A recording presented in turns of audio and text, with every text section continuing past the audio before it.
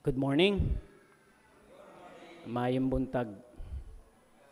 Parang medyo mababa ang energy natin. Pwede ba tayong tumayo lahat? Can we make a little stretch? No? Tapos ihiramin ko yung 25 minutes or 30 minutes of your time para i-deliver sa inyo yung message ni God this morning. Spiritual food. No? Let us stretch more, no? Para mawala yung antok, no? Kahit pa masarap yung kape. Oh, okay na? Ready na tayo kay Lord Jesus. Ready na tayo makinig. Okay, be seated please. Be seated. Ano lang to? Mabilis lang to. Mga 100 slides lang to dati.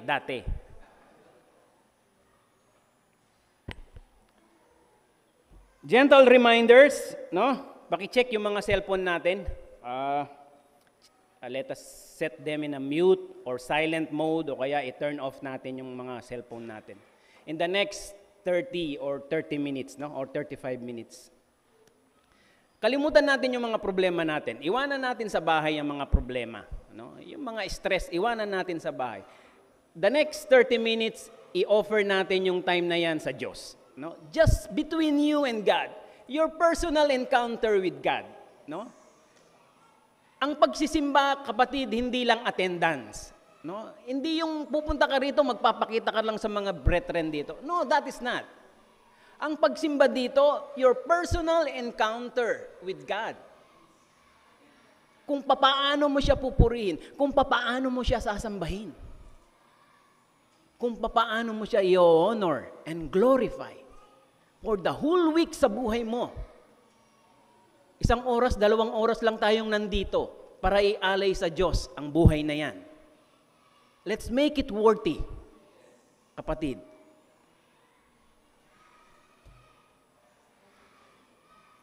Before we start, shall we bow our heads? No? Tayo'y mananalangin. Dear God, good morning. Lord, nandito po kaming mga anak mo.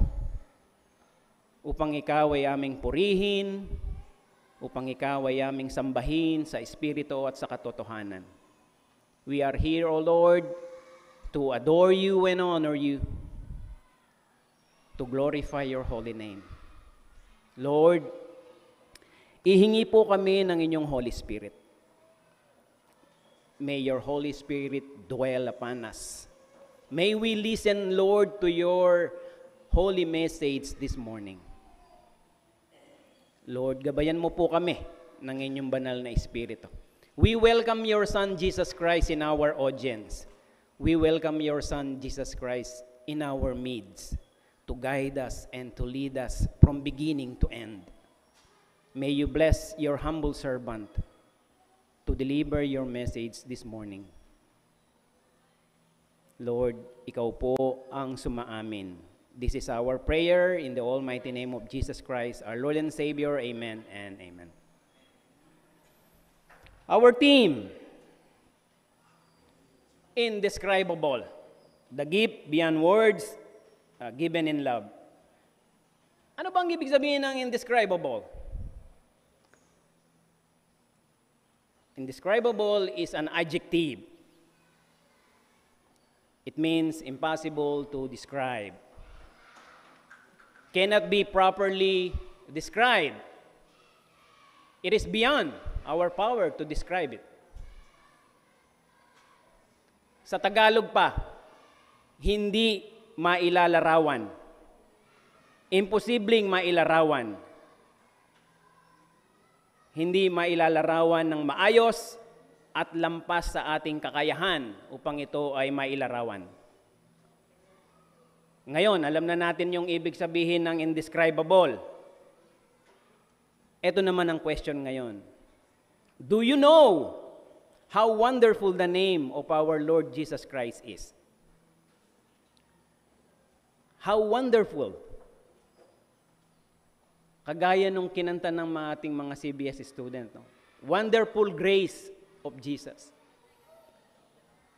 Kaya nyo bang i-explain yung wonderful grace ni Jesus? Hindi rin. No? Ang alam lang natin, it is wonderful grace. Kasi nga, indescribable siya. Yung name of Jesus, how wonderful it is. Anong pwede niyong isagot dyan? How wonderful is the name of the Lord Jesus Christ. How wonderful. Sige nga, yung mga matatalino rito, how wonderful is the name of Jesus Christ. Hindi nyo rin kayang i-explain kasi indescribable siya.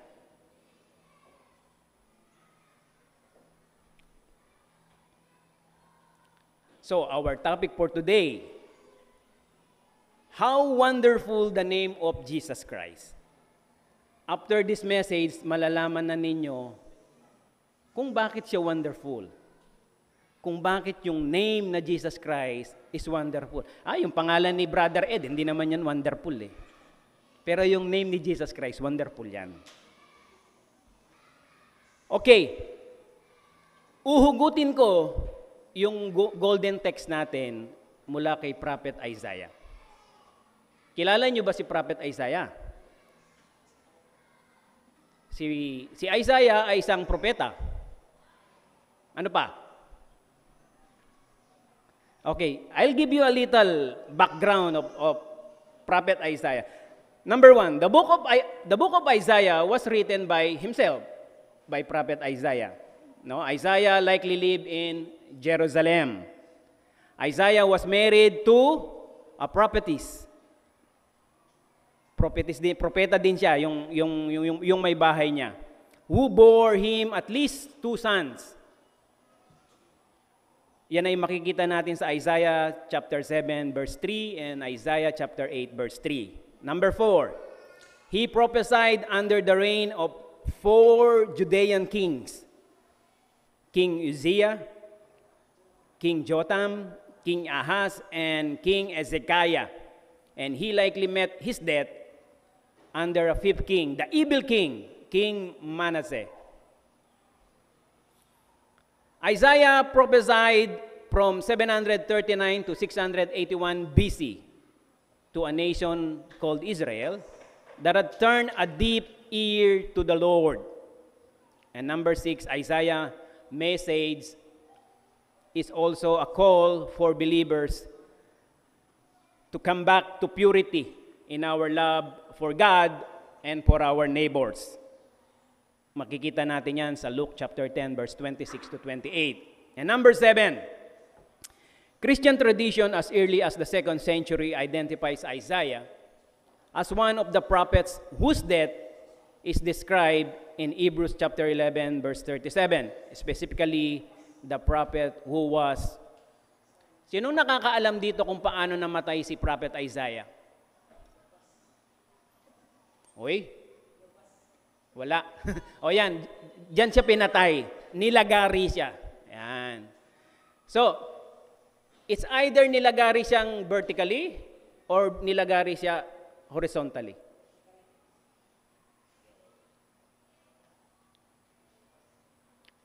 The book of Isaiah provides us the most comprehensive prophetic picture of our Lord Jesus Christ.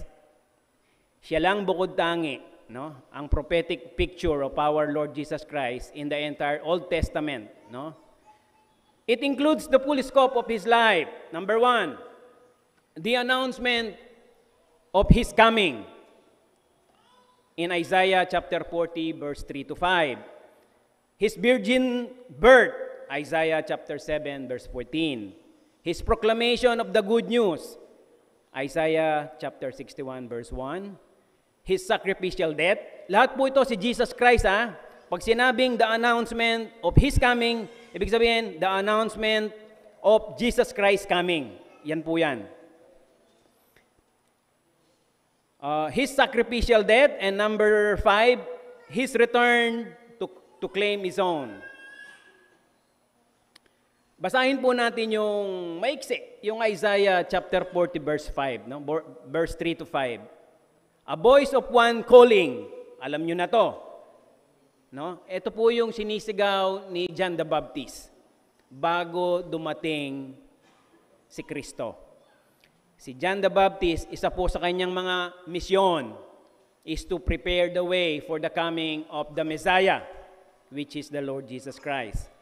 So naunang dumating si John the Baptist. Kasi siya yung magpiprepare dun sa daan na dadaanan ni Jesus Christ. And this is the good thing. You know, the Bible is a perfect book. Bakit? Prophet Isaiah, siya yung naghula, siya yung nag-prophesy na merong isisilang na isang bata. But that was way back 700 to 800 BC. 700 to 800 years before Jesus was born. Pero naisulat na. And then, darating ngayon yung New Testament. Sa John chapter 1 verse 23, sa Matthew chapter 3 verse 3, iisa ang sigaw ni John the Baptist. John replied in the words of Isaiah the prophet, I am the voice of one calling in the wilderness. Make straight the way for the Lord.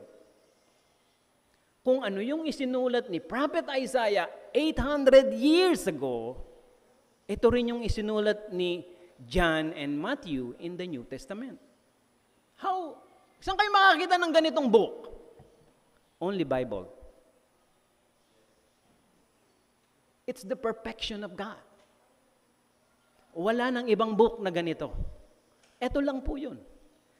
That's why Jesus is 100% true.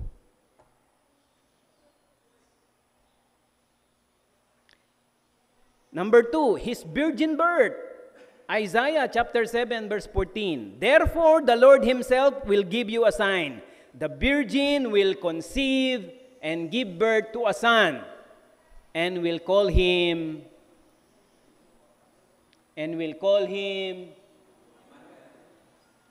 Alam na ninyo kung anong ibig sabihin ng Emmanuel, di ba? God is with us. Saan natin makikita yan sa New Testament? Kasi Old Testament man yan. Makikita natin yan sa Matthew chapter 1 verse 22 at saka sa Luke chapter 1 verse 26 to 35. Exactly the same. Ganito kagaling ang Diyos. Indescribable siya, no? All this took place to fulfill what the Lord had said through the prophet, which is prophet Isaiah. Behold, the virgin will be with child and will give birth to a son, and they will call him Emmanuel, which means God's with us. Napakaklaro. Hindi na po natin kailangang i-memorize yan. Di ba, Brother Joshua? Hindi na natin kailangan i-memorize. Klarong-klaro eh. His proclamation of the good news. Isaiah chapter 61 verse 1. The Spirit of the Sovereign Lord is on me, because the Lord has anointed me to proclaim good news to the poor. Hindi ko na po tatapusin yan. Kayo na tatapos. Saan natin yan makikita sa New Testament? Sa Luke chapter 4 verse 18 and 19. Sa Matthew chapter 11 verse 5, no? The Spirit of the Lord is on me because He has anointed me to preach good news to the poor. It's exactly the same. Indescribable gift of God. Indescribable, even yung Bible, it is also a gift to us by God. It is also indescribable gift of God to us. Kasi yung Bible, yan yung nagiging guide natin eh. Sa buhay natin eh. Di ba? Pag may problema ka, pupunta ka sa Bible. Ano bang magandang gawin? Ano bang solusyon dito? Punta ka sa Bible. At pag sinunod mo yung Bible, I'm telling you, hindi ka mapapariwara. Magiging tama ang magiging decision mo. His sacrificial death, Isaiah chapter 52 verse 13. And Isaiah chapter 53 verse 12. Saan natin makikita yan? Sa New Testament, no? We will find out in the Philippians chapter 2 verse 2 hanggang 11 and Philippians chapter 2 verses 7 and 9. Again, no? Ang ganda-ganda ng salita ng Diyos. Isa lang ang nagsalita ng amen. Ang ganda-ganda po ng salita ng Diyos. Ayun. Oy. Praise God. Akala ko hindi na kayo nakikinig. Akala ko isa na lang eh. His return to claim His own, Isaiah chapter 60, verses 2 and 3. Makikita natin yan sa New Testament, John chapter 1, verse 4 to 5, and Matthew chapter 4, verse 16. Kapatid, ganito inilalarawan ng Diyos ang kanyang grasya, yung grace ni God. No? Mula sa old generation up to the new generation. Ang Diyos, hindi yan nagbabago. Kung gaano siya kabuti noong una, ganito din siya kabuti ngayon. Okay, tapos na yung introduction. Dito na tayo ngayon. Ang ating text, no? Ay uhugutin natin sa Prophet Isaiah pa rin. Isaiah chapter 9, verse 6. No? Ano to eh? Very popular and very famous itong verse na to. And maybe memorize na to ng ilan sa inyo, no? Dito lang tayo magko-concentrate. Isaiah chapter 9, verse 6. For to us a child is born, to us a son is given, and the government will be on his shoulder, and he will be called, number 1, Wonderful Counselor, number 2, Mighty God, number 3, Everlasting Father, and number 4, Prince of Peace.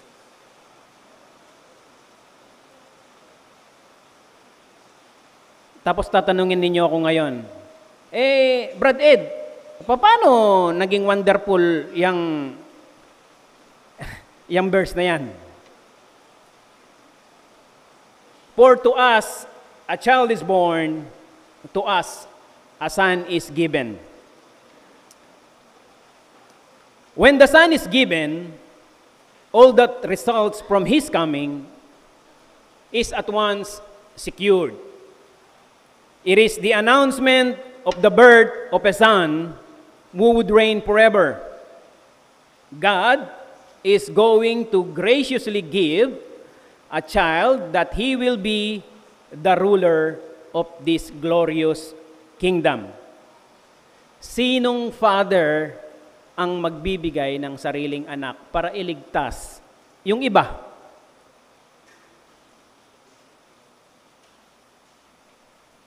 Ikaw ba, Brother Joshua, kaya mong ibigay yung anak mo para maligtas yung kaibigan mo? Only God can do this, mga kapatid. Si Jesus Christ, from the birth up to His death, naging obedient siya sa Father. Para makapagbigay siya ng glory sa Father. 100% obedient to the Father. To give glory to the Father. Pero sino yung may benefit? Tayo. Hindi naman si Jesus Christ ang may benefit eh. Ibinigay niya yung anak niya, ibinigay niya yung buhay ni Jesus Christ, pero sino yung may benefit? Sino yung may salvation? Tayo. Siya yung nag-sacrifice, siya yung nagpakahirap, pero tayo ang may reward. Pero may kondisyon. We will see. Who is this child?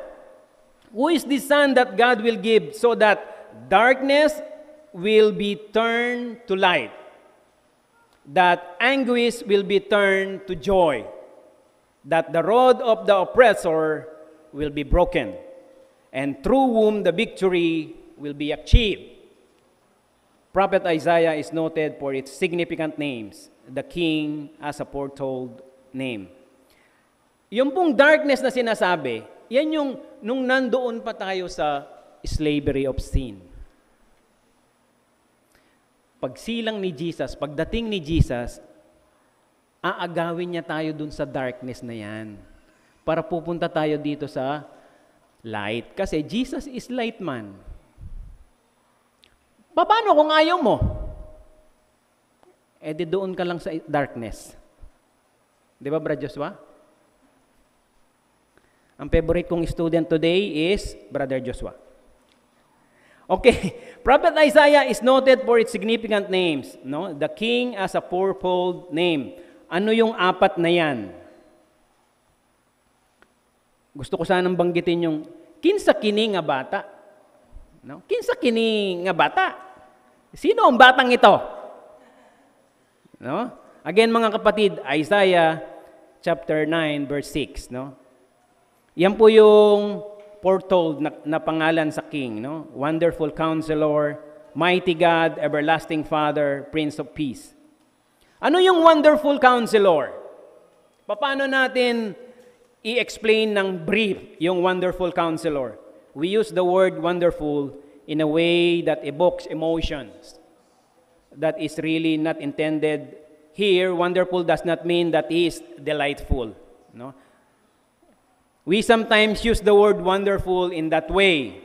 For example, sometimes sinasabi natin, my meal was wonderful. No? The idea of the word is full of wonders or full of miracles. Yung pong sinasabi nating, my meal was wonderful. Minsan, ang ibig nating sabihin, ang aking pagkain ay masarap. No? Sasabihin ba natin si Jesus masarap? No? So, minsan, yung word na wonderful, ang idea natin po dyan is full of wonder or full of miracles. No? He is doing something extraordinary and miracles with the skills of giving wise advice, a plan and counsel. He is going to exhibit the miraculous acts of God. God will be working through the Son. God will be working through the Son to demonstrate His extraordinary wisdom to plan miraculous things. Nung maaresto na po si Jesus, tinanong siya ng chief priest, which is si Caiaphas. Oh, and then we have also Annas. And then there is also the Roman governor, no, si Pilate. All of this, they claim they are scholar, they are wise men. They asked Jesus. Pag sumagot si Jesus, wala silang may re-revert. Kasi every time na magsalita si Jesus, is wonderful. Full of wisdom. Divine. Kanya wala kang maiirit eh. Wala kang mai-reason out pag nagsalita si Jesus. Kasi yung palang binuksan ni Jesus yung mouth niya, 'di ba? Nung i-arrest na siya, binuksan ni Jesus yung mouth niya. Sino bang kailangan niyo, 'di ba? Nangatumba sila. That's how powerful Jesus is. Do you think kung sasabihin ni Jesus, I am the Son of God, gusto niyo akong ulihin? Eh kung ayoko, may magagawa ba kayo? 'Di ba wala naman silang magagawa eh. But because of the indescribable gift of God to us, magpaparaya si Jesus. Sino ang may benefit ulit? Tayo. For your salvation, for my salvation.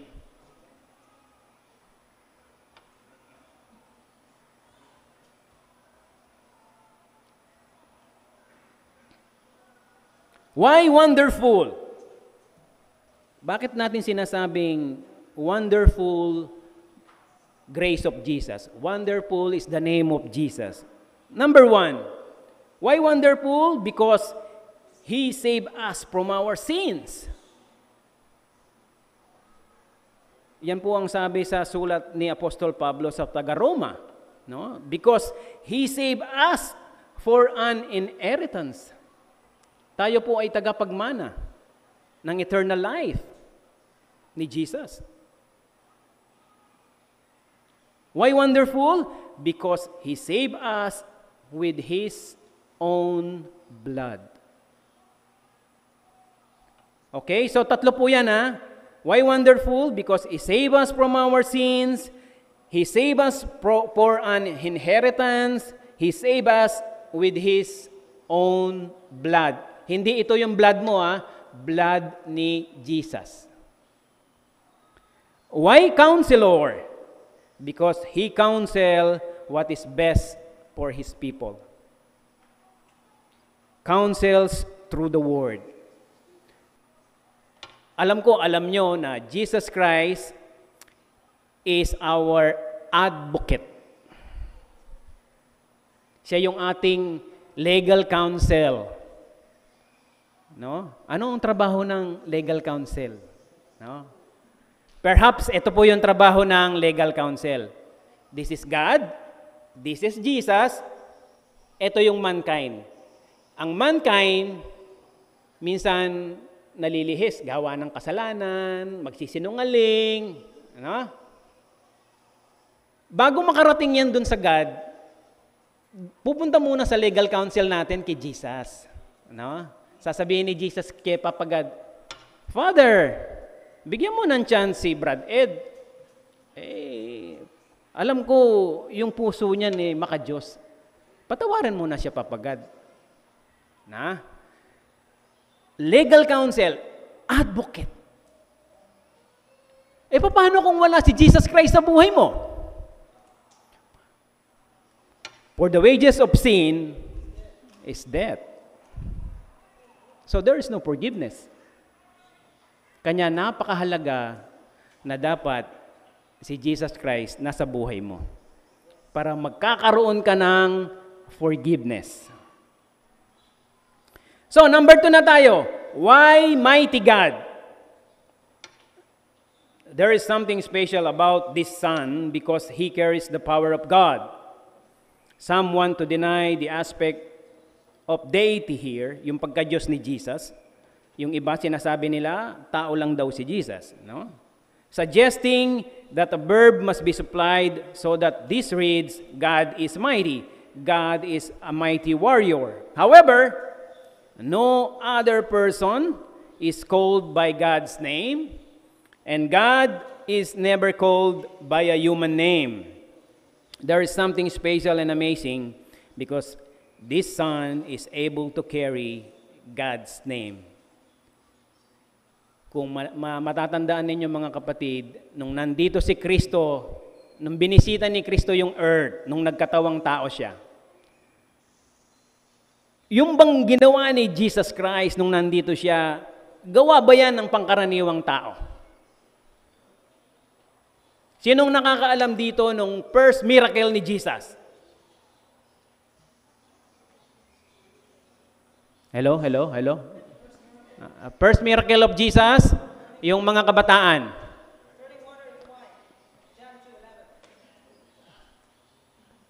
Yung mga kabataan, asan yung mga classmate ko rito? The first miracle of Jesus is turning the water into wine.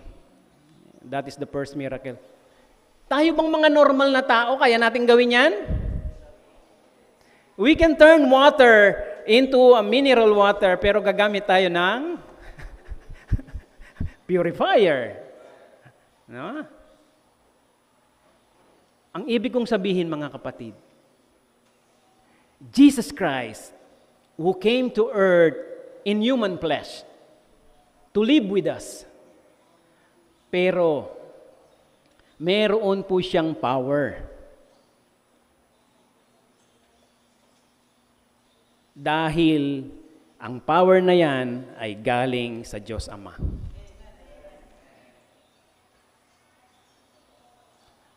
Purihin ng Diyos dahil binisita tayo ni Jesus Christ dito sa lupa.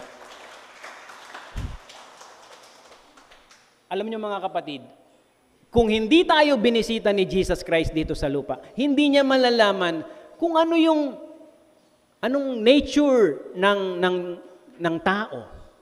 Paano makihalubilo sa tao? Gaano kasakit yung paluin ka. Gaano kasakit yung pasanin mo yung krus? Gaano kasakit yung bigyan ka nung ipako ka rito? Yung lagyan ka ng sibat dito?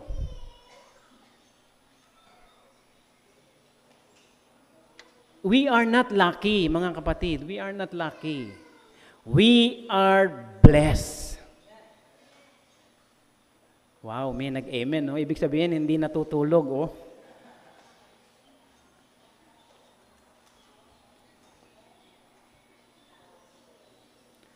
Why mighty God? Because Apostle John affirmed this fact by inspiration. At sinabi yan ni Jesus Christ, no? Jesus Christ claimed to be equal with the Father. Thomas, the doubting Thomas, no? Anong sabi niya? Jesus Christ, my living God.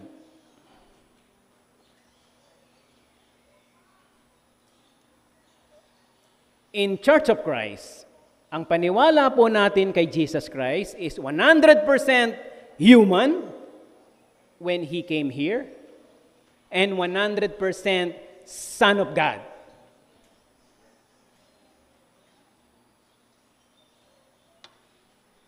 And why everlasting Father? Son of God man siya. Bakit everlasting Father? No? Everlasting is a title that does not apply to any human ruler except the promise made to David that one would rule on his throne forever. That is in 2 Samuel chapter 7 verse 16. Father depicts the tenderness of this ruler and king. He leads his people as a father leads his children. Kanya po everlasting Father. Because, ang sabi ni Jesus, ako at ang Ama ay iisa. Me and my Father are one. Why everlasting Father? Because it implies His continuous existence. Jesus spoke of His eternal natures. Jesus is the Alpha and the Omega, beginning and the end. No? Jesus always was, is, and always will be. So, kung may nagtatanong po sa inyo, saan galing si Jesus Christ? Huwag po nating sabihin sa Nazareth.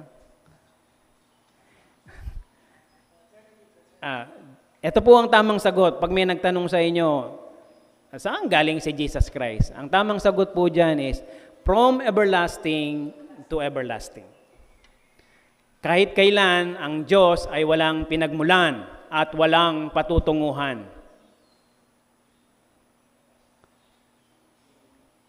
Continuous existence. Last na to, ha? Number 4, Prince of Peace. Many kings came and brought peace to their subjects. But this king does something that other kings cannot do. He brings peace between God and human. Naalala niyo pa, mga kapatid, yung broken relationship ng humans at saka ni God. No? Okay. Brief lang to. Human, God, they have a good relationship before. Pero dahil ang humans wicked, no? He loves doing sins. The relationship was broken, no? So, ano ang dapat gawin para yung good relationship idugtong at mag-continue? Si Jesus Christ ang siyang dahilan kung bakit yung good relationship natin sa Diyos ay bumalik. Pero kailangan, you have to repent and confess your sins. You have to confess that Jesus is Lord, that He is the Son of God. at kailangan kang magpabautismo.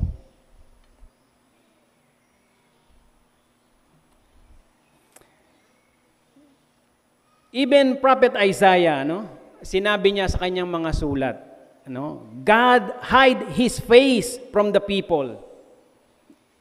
Dahil nga nagalit ang Diyos sa mga tao. When this Son, Jesus Christ, is born, peace will be re-established between God and people. Si Jesus ang mediator. Si Jesus ang tagapamagitan between tao and God. So kung hindi ka dadaan kay Kristo, paano ka makakapunta kay God? Paano ka makakapunta sa heaven? Madalas kong tanungin yung mga kaibigan ko, sino dito ang gustong pumunta sa langit?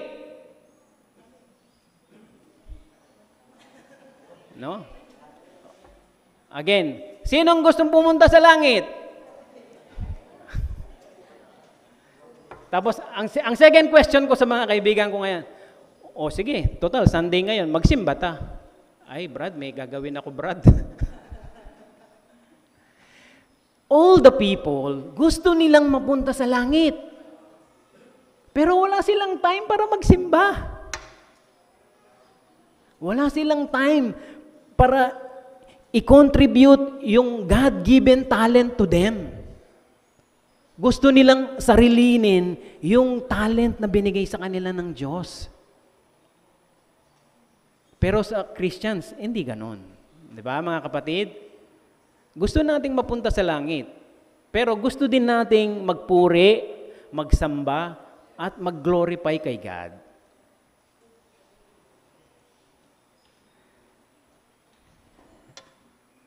Merong magandang sinabi dito si Isaiah, Isaiah chapter 8 verse 17. Ayokong palampasin ang pagkakataong ito. Ang sabi niya, I will wait for the Lord who has turned away from the descendants of Jacob. Ito yung mga panahon na nagalit ang Diyos sa bansang Israel. Pero tingnan mo yung sinabi ni Prophet Isaiah. I will put my hope in Him. Kahit tumalikod ang Diyos, kahit nagalit ang Diyos, still, I will put my hope in Him. Maghihintay pa rin tayo sa Diyos. We must remain faithful servant of God.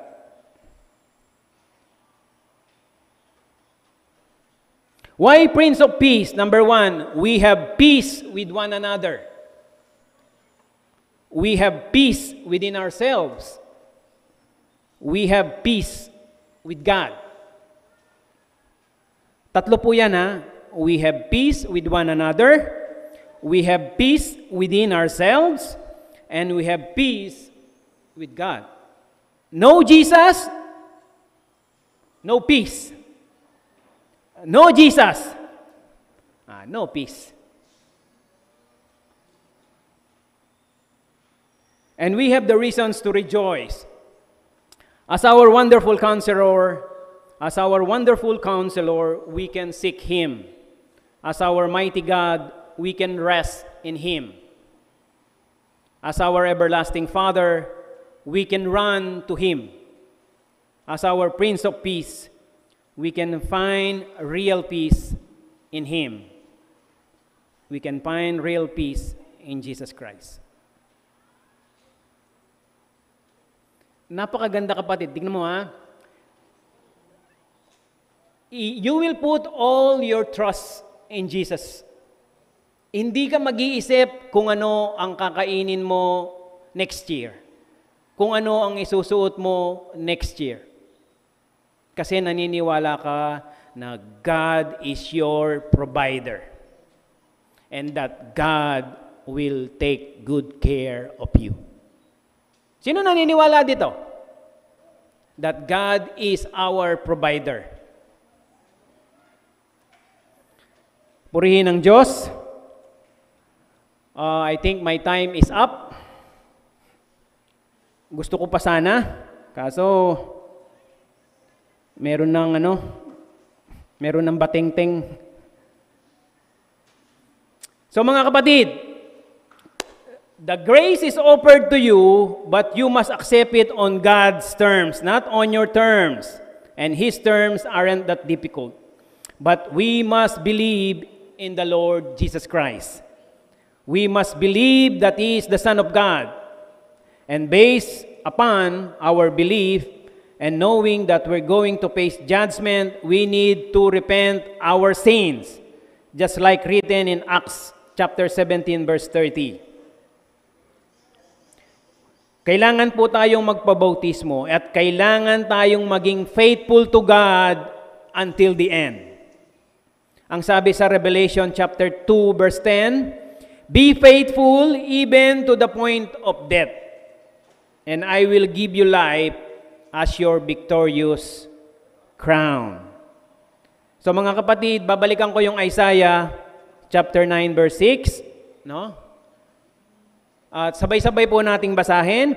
For to us a child is born, to us a son is given, and the government will be on his shoulders, and he will be called Wonderful Counselor, Mighty God, Everlasting Father, Prince of Peace. Tayo pong lahat ay manalangin. Dear God, Heavenly Father, maraming salamat po sa mga brothers and sisters ko na nandito ngayon upang makinig ng inyong banal na mensahe sa araw na ito. Panginoon, ang aking pong panalangin, pagpalain niyo po ang aking mga kapatid na ito. You purify their hearts, Father God. Purify us, Lord. Kayo po ang maghari sa buhay namin. Nawa, Panginoon, manatili kaming faithful sa inyo hanggang sa pagbabalik ng inyong anak na si Jesus. Maging karapat-dapat nawa, Panginoon, ang aming pagpupuri, ang aming pagsamba, ang aming pagluwalhati sa inyong dakilang pangalan. This is our prayer in the almighty name of Jesus Christ, our Lord and Savior. Amen and amen. Maraming salamat po.